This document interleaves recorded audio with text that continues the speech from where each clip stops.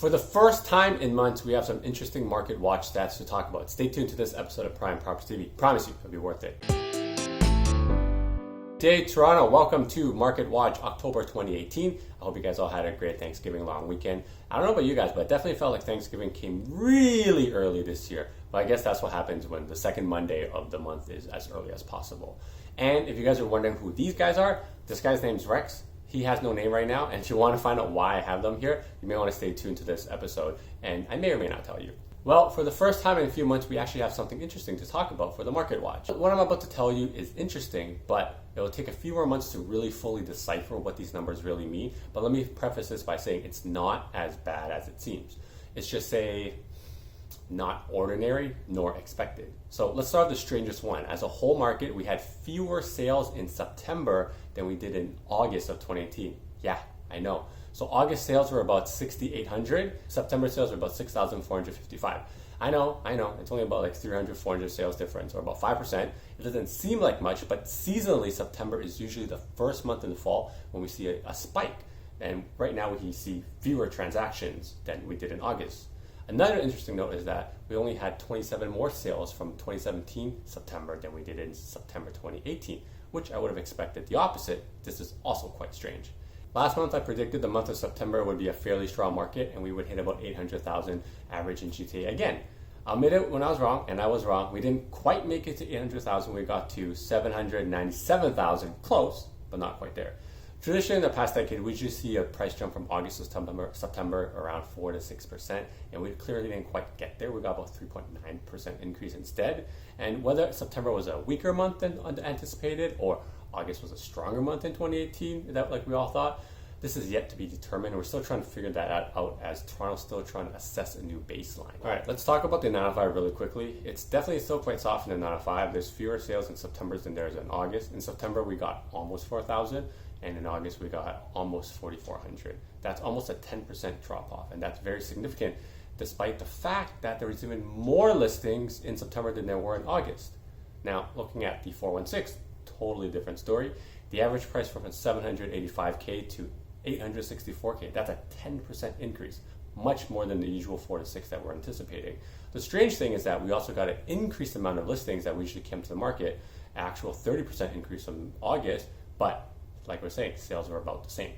Now, it's kind of hard to frame the stats in any meaningful way when you look at the average, because it's kind of like what I've been saying a lot in this year. Each neighborhood, each area, each city is independent of another. But if you generally, again, want a blanket statement, I would say the 416 is fairly strong with prices going up, while the 905 is still quite soft. And that's kind of what I've been saying about all the last few months. Now, even if we're looking at the TREV designated areas, it's really hard to determine how a neighborhood is doing. You really have to go down to like the exact street or even neighborhood or the specific condo building. Now, we look at just the areas surrounding the downtown core of Toronto, essentially mostly condos. The average price is up to about 762,000 for a condo. The median or the middle price is about 635,000. That's not shocking, but the months of inventory in that area are really shocking. It's still under 1 month, which is super, super ridiculously low.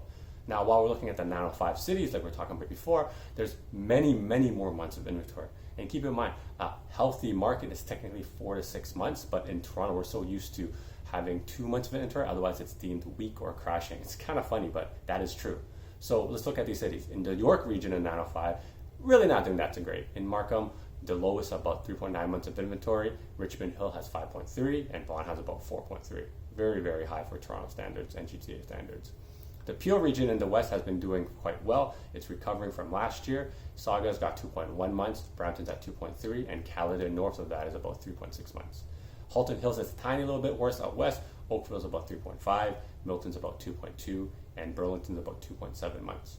And then when we go far east in the Durham region, it's been doing quite well. The Ajax is at 1.9 months for Freehold, which is quite healthy. Clarington is at 2.1, Pickering is at 2.4, and Oshawa is also at 2.4 months. The reason why I'm telling you and pointing out all these months of inventory is to tell you that each area is different and has their own market. Within each city, each neighborhood is probably different because certain street may command better prices. Because again, we're at the point where even though there are a lot of multiple offers in certain areas for good property, there are still options out there for people who have overpriced their property in a neighborhood that's not so desirable. So keep that in mind when you're looking at average prices. It's very, very specific now. The other thing I want to point out to you is the cities with the lowest months of inventory are generally the least expensive properties, with the core having condos with entry price points around $550,000. When we move to the 905, they are building condos there, but most of the properties right now are still freehold. The condos under construction are still in pre-construction phases of sales right now. Now, the cities with the highest months are the most expensive cities, usually because affordability has changed.